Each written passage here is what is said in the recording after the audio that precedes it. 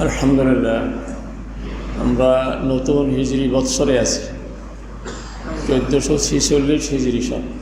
গত জুমা ছিল 1445 হিজরি সনে।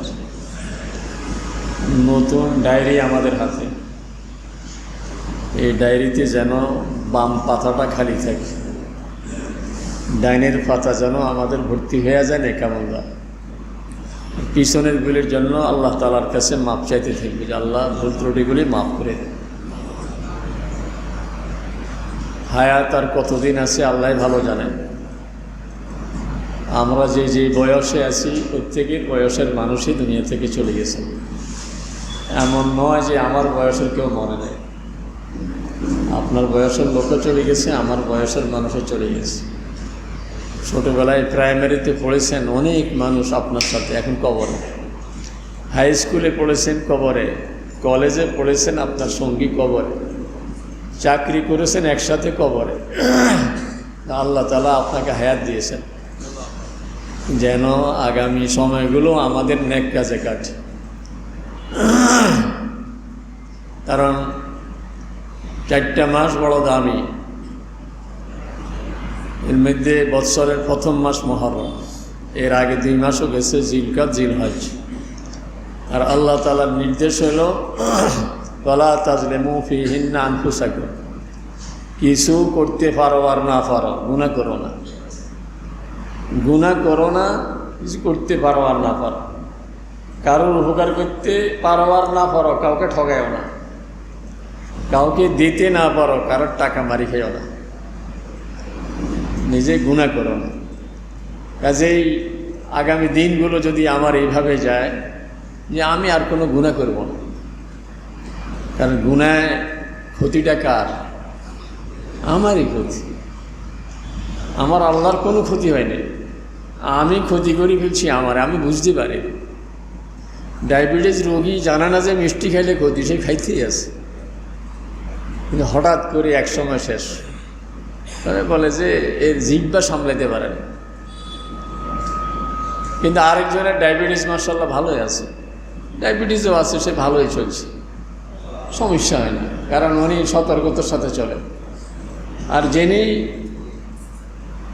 সতর্ক, উনি যদি কখনো বেখেয়ালে খেয়ে ফেলেন, আম বেশি খেয়ে ফেলছেন, কাঁঠাল খেয়ে ফেলছেন, ভালো লাগছিল, তো নিজেই তওবা করে। এই তওবা, আজকে হাঁটে যাবো, আজকে গাড়িতে উঠবো না, বা আজকে একটু বেশি হাঁটবো, কারণ আমার তো ক্ষতি হয়ে গেছে, এটাকে পুষিয়ে নিতে হবে। আমার সুগার বেড়ে গেছে, সুগারকে কমাইতে হবে। উনি বুঝতেছে যে মিষ্টি আমার ক্ষতি, কিন্তু আমি গুনাহ করে বুঝতেছি না যে গুনাহ আমার ক্ষতি। ডায়াবেটিসের মিষ্টি আমার ক্ষতি হইলে বা কতটুকুই ক্ষতি, আমার হয়তো চোখ যাবে, আমার কিডনি নষ্ট হয়ে যাবে, আমি কষ্ট পেয়ে শেষ পর্যন্ত দুনিয়া থেকে চলে যাব। কিন্তু গুনাহ আমাকে যেই গভীরে বেড়ে দিবে, যে গর্তে বেড়ে দিবে, এখান থেকে উদ্ধার করার জন্য আমাকে কেউ আসবে না। ওয়ালা তাজিরু ওয়াজিরাতুন ভিজরা উখরা ওয়া ইন তাদউ মুসকালাতুন ইলা হিমলিহা লা ইউহমাল মিনহু শাই। নিজের ছেলেকে ডেকে বলবে যে বাবা আমাকে একটু বাঁচা, ছেলে বাবাকে বলবে বাবা আমাকে একটু বাঁচাও, মা মেয়েকে বলবে, মেয়ে মাকে বলবে, কিন্তু কেউ কারো সাহায্যে আগে আসবে না। সেদিন ইয়াওমা ইয়াফিরুল মারউ মিন আখিহি ওয়া উম্মিহি ওয়া আবিহি ওয়া সাহিবাতিহি ওয়া বানি। আল্লাহ তাআলা বলেন সেদিন সবাই নিজ দান্দায় ব্যস্ত থাকবে। জাহান্নামের 70,000 শিকল, 70,000 শিকল, এক এক শিকলে 70,000 ফেরেশতা জাহান্নামকে টেনে ধরে রেখেছে। আর জাহান্নাম হাসরের ময়দানের দিকে ধেয়ে আসতেছে। আপনি কালো ছাতা মাথা দিয়ে যেতেছেন। ছোটোবেলায় বাস্তবে বিপদে পড়েই নেই, আমরা শুনছি যে পাগলা মহিষ কালো পোশাক আর কালো ছাতা দেখলে দৌড়ে আসে, কারণ হেতু ভাবে যে এই আরব মহিষ কালো দেখা যায়। এখন পাগলা মহিষ, আপনি কালো ছাতা মাথা দিয়ে যাচ্ছেন, আপনাকে দেখেই দৌড়ে আসতেছে। যে রাখাল ও টেনে ধরে রাখছে, কিন্তু সামলাতে পারতেছে না, আপনার অবস্থা কি যেতেছে। এই মহিষ যদি আমার দিকে ছুটে আসে, আমার গায়ের দিকে আসা আমার কী উপায়? আপনি বেহুশ হয়ে ধরতেছেন। বলে হাসর ময়দানে জাহান্নামের এই দৃশ্য দেখে আম্বিয়ে কেরাম আলাইহিমুসসালাম বেহুশ হয়ে যাবে। ওনারা বলবে নফসি নফসি, আয় আল্লাহ বাঁচাও, আয় আল্লাহ বাঁচাও। কাজে গুনাহ, আমার ক্ষতি যতটুকু হয়ে গেছে এটার জন্য আল্লাহ তাআলার কাছে মাফ চেয়ে নিন। আল্লাহ তাআলা এত দয়ালু, বলেন যে বন্দা, দিনের বেলায় যত গুনাহ করছো, তুমি যদি আসমান আর জমিনের মাঝখানের গুনাহ করি থাকো, পুরা জায়গা ভর্তি হয়ে গেছে তোমার গুনাহে, তো আমি এর চেয়ে বেশি রহমত নিয়ে তোমার জন্য অপেক্ষায় আছি। তুমি শুধু আমাকে একটু বলো যে আল্লাহ ভুল করছি, মাফ করে দেন। তুমি বলো আল্লাহ মাফ করে দেন, দিল থেকে বলো, মন থেকে বলো, তো আমি তোমার সমস্ত গুনাহ মাফ করে দিই। এই জন্য নতুন বৎসর আজকে পহেলা জমা 1446 হিজরি সনের আজকে পহেলা জমা। এই নতুন বৎসরে নিয়ত করি মনে মনে যে এই বৎসর থেকে সামনে যতদিন আল্লাহ বাঁচিয়ে রাখে গুনাহ আর করব না, আর আল্লাহ তাআলার কাছে অতীতের জন্য মাফ চেয়ে নিব। হইতে পারে আর 1 সপ্তাহ হায়াত আছে, তো আমি মাফ চাইলে তো আল্লাহ তাআলা আমাকে মাফ করে দেবে। সামনের যে কদিন আছি বস নেকি লেখা আছে, আল্লাহ তাআলা জান্নাতের ফয়সালা করে দেবে। রাসূল সাল্লাল্লাহু আলাইহি সাল্লাম বলেন যে ফরজ নামাজের পরে সবচেয়ে গুরুত্বপূর্ণ সওয়াবের নামাজ হইল তাহাজ্জুদের নামাজ। নফল নামাজের মধ্যে সবচেয়ে দামি নামাজ হলো তাহাজ্জুদের নামাজ। একজন রাসূল এক সময় মসজিদের মিম্বারে বসে ওয়াজ করতেছিলেন। ওদিনেই হজরতে আব্দুল্লাহ ইবনে সালাম, উনি ইহুদদের বড় আলেম, উনি রাসূল সাল্লাল্লাহু আলাইহি ওয়াসাল্লামের বিষয়টি শোনার পরে শুধু দেখতে আসছেন যে উনি আসলে কি নবী নাকি। তো উনি দূর থেকে দেখে পরে যে মন্তব্য করছেন যে প্রথমেই এক নজরে ওনার চেহারা দেখা মাত্রই আমি বুঝি ফেলছি যে লোকটা ঠিক, কারণ চেহারা মানুষের সাইনবোর্ড। চেহারা দেখে আমি বুঝে গেছি যে লাইসা হাজা বেওয়াজে কাজে, ইনি কোনো মিথ্যুক নন, ইনি সত্যবাদী। এটা তো দূর থেকে চেহারা দেখছি। এরপরে আর একটু কাছে আসছি যখন, তো ওনার ওয়াজ শুনতেছিলাম। জীবনের সর্বপ্রথম রাসূল ইসলামের যে ওয়াজ আমি শুনেছি, এই প্রথম ওয়াজ আমার কানে যাচ্ছে। কি বলতেছিলেন? আইয়ুহান নাস, ও দুনিয়ার মানুষ, 4টা কাজ করো। আফসুস সালাম, তুমি চেনো আর না চিনো সবাইকে শুধু সালাম দিন, সবাইকে সালাম দিন। পথে যার সাথে দেখা হয় সালাম দিন। হযরত আব্দুল্লাহ ইবনে ওমর রাদিয়াল্লাহু তাআলা আনহু, উনি ওনার এক ছাত্রকে নিয়ে, ভক্তকে নিয়ে বাজারে গেছেন। বাজারে গিয়ে সালাম টালাম দিয়ে চলে এসছেন। পরের দিন আবার ওই খাদেম বা ছাত্র আসার পরে চলো বাজারে। হুজুর কাল গত বাজারে গেলেন, কিনেন নাই তো কিছুই তো কিনেন নাই,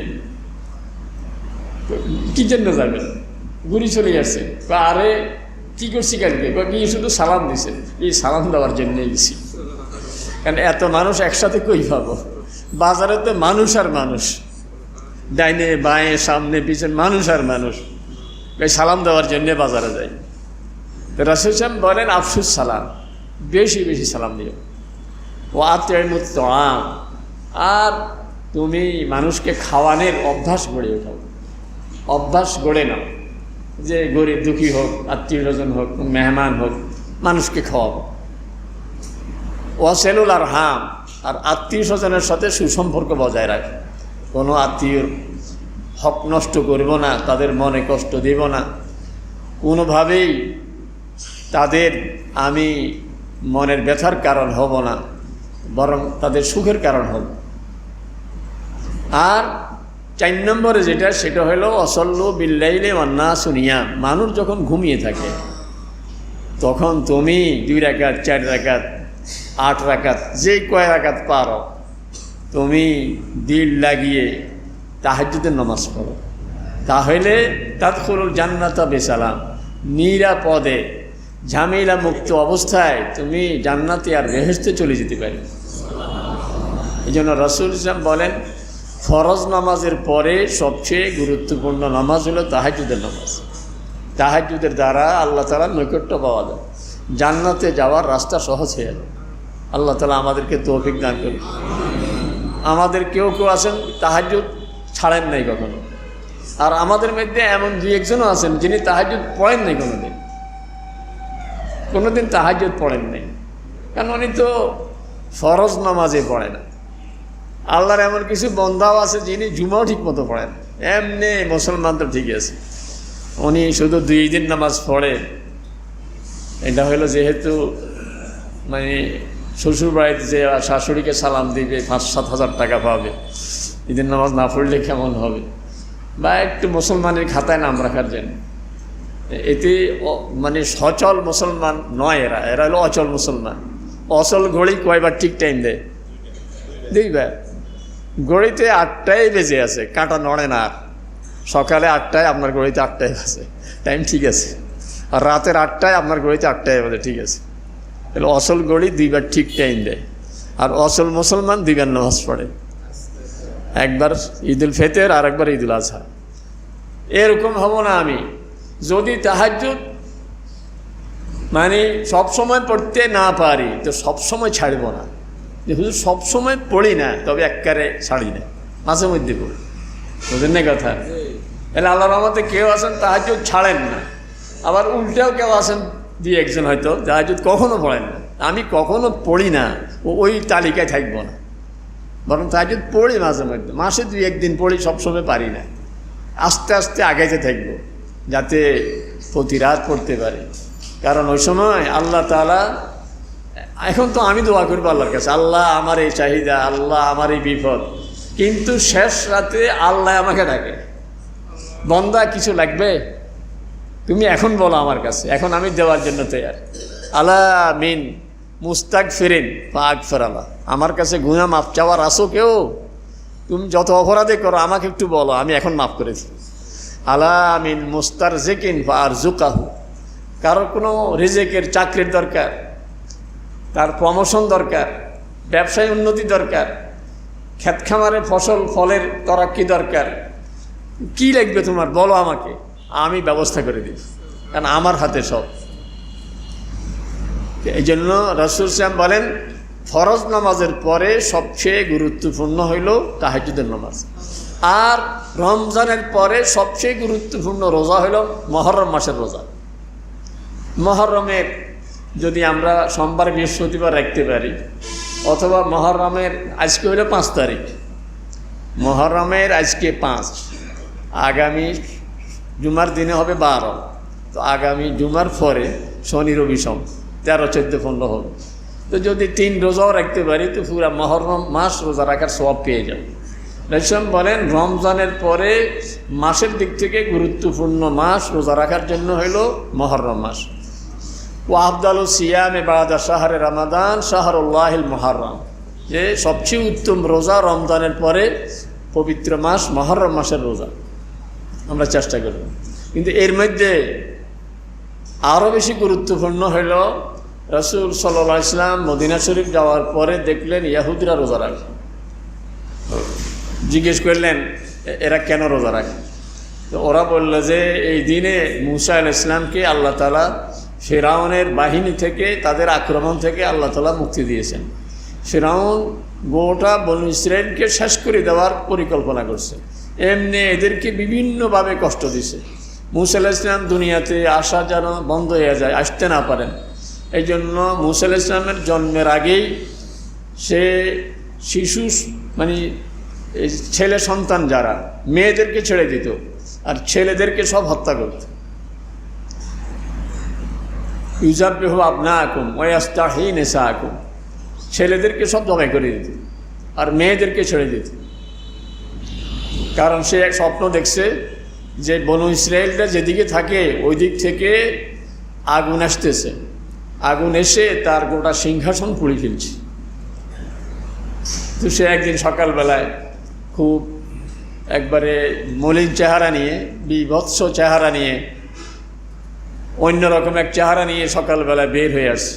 রাজপ্রাসাদে যারা ছিল বলল যে আপনার চেহারা আজকে অন্যরকম দেখতেছি, ঘটনা কি? বলে যে আমি এরকম একটা স্বপ্ন দেখছি, এই কারণে। তো স্বপ্নের ব্যাখ্যা যারা জানে ওদেরকে ডাকেন। ওরা বলল যে বনু ইসরায়েলের থেকে একটা সন্তান আসবে যেটা আপনার সিংহাসন পতনের কারণ হবে। বলল যে একটা সন্তান তা আমি সন্তানেই বাঁচতে দিব না, এই মারা শুরু করল। কিন্তু এত নির্যাতন, এত ষড়যন্ত্র এর ভিতরে আল্লাহ তাআলা মূসা আলাইহিস সালামকে হেফাজত করছেন। হেফাজত তো করছেন ফেরাউনের ঘরে নিয়ে হেফাজত করছেন। সুলম্বা কাহিনী। এরপরে মূসা আলাইহিস সালাম বড় হয়ে গেলেন, নবী হইলেন। কাহিনী বললে তো 2 জুমা শেষ হবে না। এরপরে মূসা আলাইহিস সালাম যখন দাওয়াত দিতে শুরু করলেন, এখন বনু ইসরায়েল তো ওনার দাওয়াতে মুসলমান হওয়া শুরু করছে। এইবার ফেরাউন বলল যে এরা তো আবার আমার বিরুদ্ধে, এবার আবার মারা শুরু করছে, আবারও হত্যা শুরু করছে। তখন বনু ইসরায়েল মূসা আলাইহিস সালামের গোত্রের লোকেরা, ওনার বংশের লোকেরা বলতে লাগলো, উযিনা মিন কাবলে আন তাতিয়ানা ওয়া মিন বাদে মা জিতানা। ওগো আল্লাহর নবী, আপনার জন্মের আগে এরকম এক বিপদে ছিলাম আমরা, এরা আমাদের সন্তানদেরকে মেরে ফেলছে, এখন আবার আমাদেরকে জব্দ করার জন্য, আমাদেরকে দমন করার জন্য এরা আমাদের সন্তানদেরকে মারা শুরু করছে। তখন মূসা আলাইহিস সালাম বললেন, সবর করো, কারণ এই জমিনে ক্ষমতায় বসানোর মালিক হলেন আল্লাহ। ইন্নাল আরদা লিল্লাহ ইউরিসুহা মান ইয়াশা। আল্লাহ যাকে ইচ্ছা, যাকে যখন ইচ্ছা তখন ক্ষমতায় বসাইয়া দেন। কিভাবে কি হবে তোমরা সেটা চিন্তা করো না, তোমরা সবর করো। তো রাজ দরবারে সিদ্ধান্ত হয়ে গেল, ফেরাউন সবাইকে নিয়ে সিদ্ধান্ত নিয়েছে যে আগামীকালকেই আক্রমণ করবে গোটা বনু ইসরায়েলের উপরে। বনু ইসরায়েলের সংখ্যা কোনো কম নয়, 6 লাখ, 6 লক্ষ। তো মূসা আলাইহিস সালাম রাজ দরবারের একটা লোক, ভিতরে ভিতরে মুসলমান ছিল।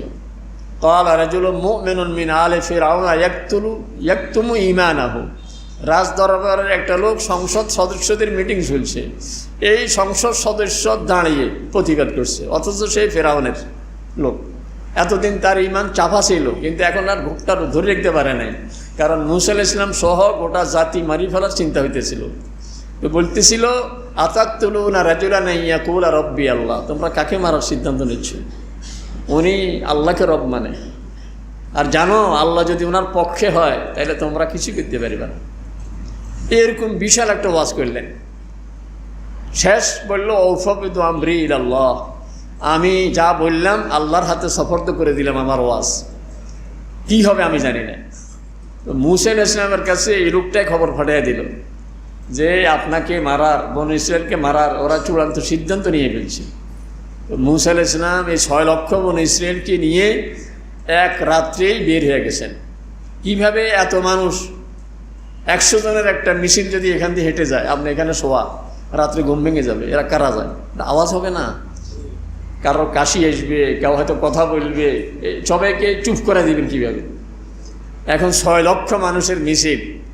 মূসা আলাইহিস সালাম একটা পলিসি শিখাই দিলেন যে প্রত্যেকে নিজ নিজ প্রতিবেশী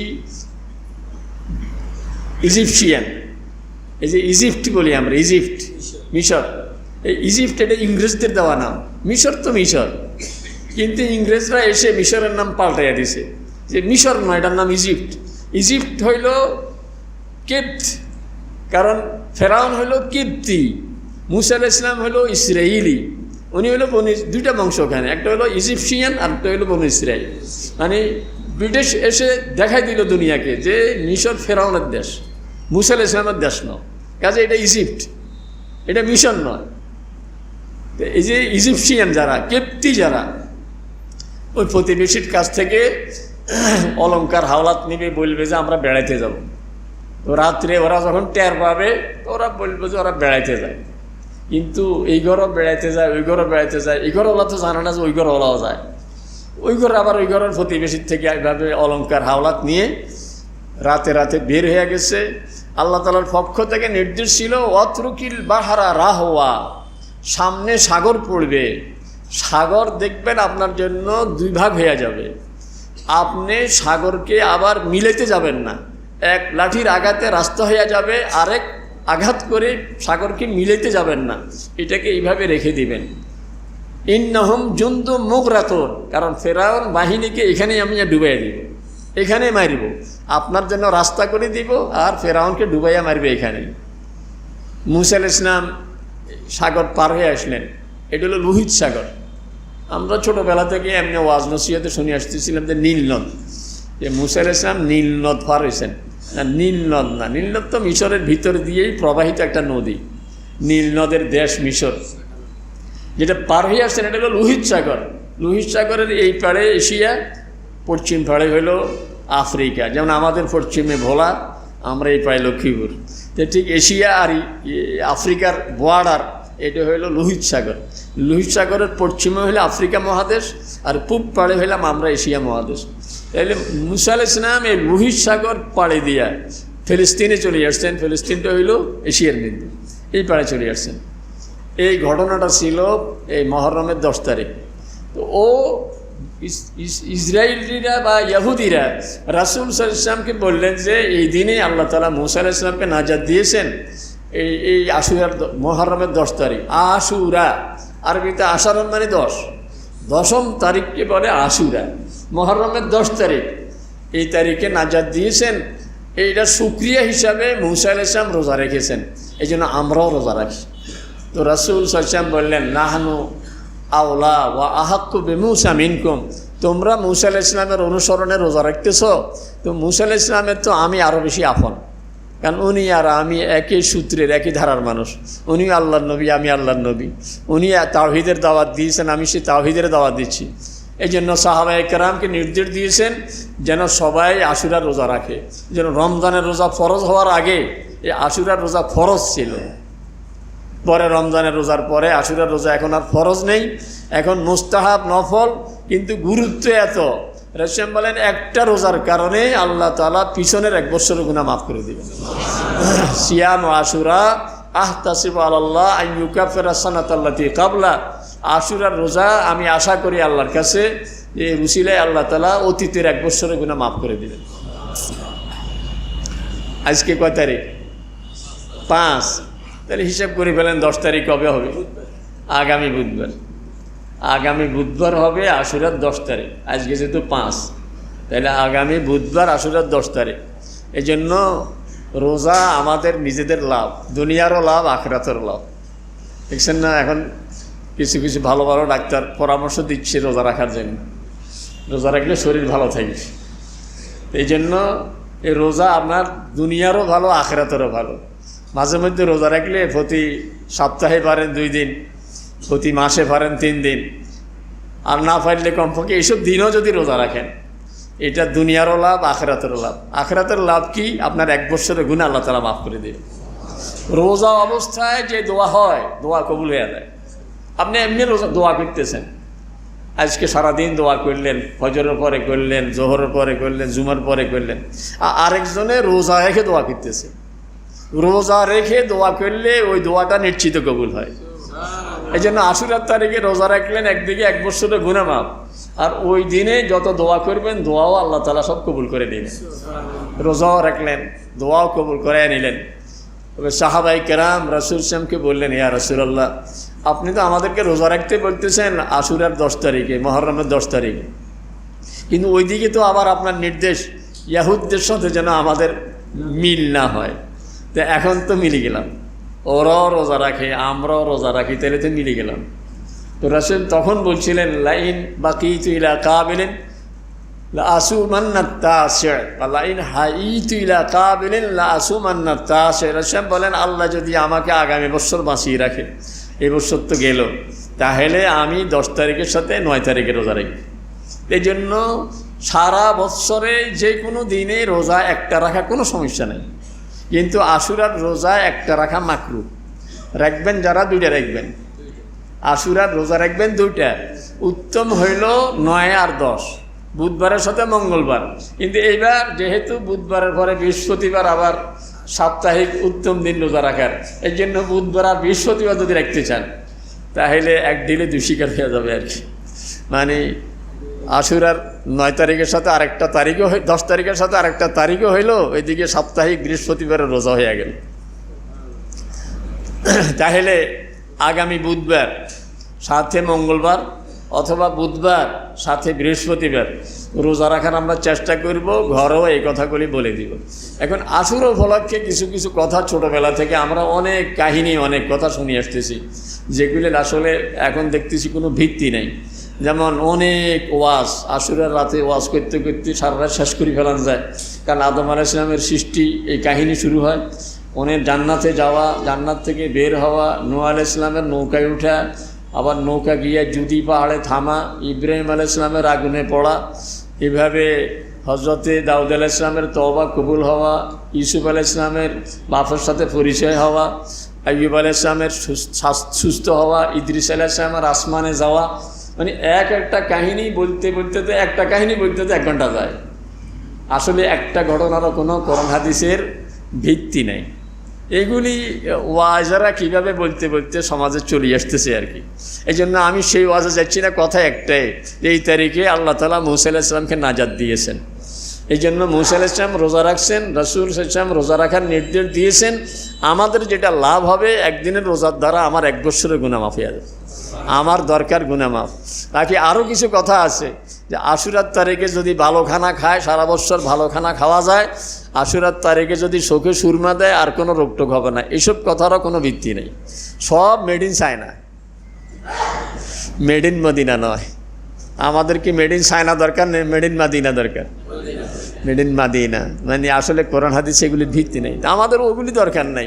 খানা তো এমনি আল্লাহর রহমতে যা খাচ্ছি খাইয়ে যাব, কিন্তু এই তারিখে খেলে যে ভালো হবে, এই তারিখে সুরমা দিলে চোখে রোগ হবে না, এটার কোনো ভিত্তি নেই। এমনি যেটা নির্ভরযোগ্য কথা সেটা হলো আশুরার তারিখে রোজা রাখবে, বুঝলেন নি? এই যে রাসূল জন্মদিবস পালন করছেন কীভাবে? সোমবার রোজা রাখছেন, কয় যে সোমবার আমার জন্ম। তা আপনি জন্মদিবস পালন করতে চান, কেক কেটে নয়, রোজা রাখেন। আপনার ছেলের রোজার জন্ম তারিখে দিবস পালন করেন, কি বার্থডে, হ্যাপি বার্থডে পালন করেন। জন্মদিবস পালন করার নিয়ম হলো রোজা রাখবেন। আপনি রাসূল কী করছেন? আশুরার এই তারিখে আল্লাহ শুকরিয়া আদায় করছেন কি রেখে? রোজা রেখে। আমাদের মরহুম আলী মুর্শিদ সাহেব, আল্লাহ তাআলা ওনার কবরকে জান্নাতের উঁচু মাকাম বানিয়ে দেন। উনি একবার কথা বলছিলেন, কোনখানে যেন, ওই যে একবার বাগানের ভিতর দিয়ে হাঁটি যাইতেছে, হঠাৎ করে একটা আওয়াজ শুনছে। তাকে দেখলো যে এক লোক আম গাছের সঙ্গে ঝুলে আছে। কয় যে কিরে কি করছ? কয় ফাঁসি দিতে উঠছি। কয় তুই দেখি কোমরে রশি লাগাইয়া ঝুলি রয়েছ, ফাঁসি তো এখানে দেয় না। কয় যে দিছিলাম, গলাত দম বন্ধ হয়ে আসে, দম বন্ধ হয়ে আসে, এই জন্য গলারটা খুলে এখন কোমরে দিছি, ফাঁসি দিছে।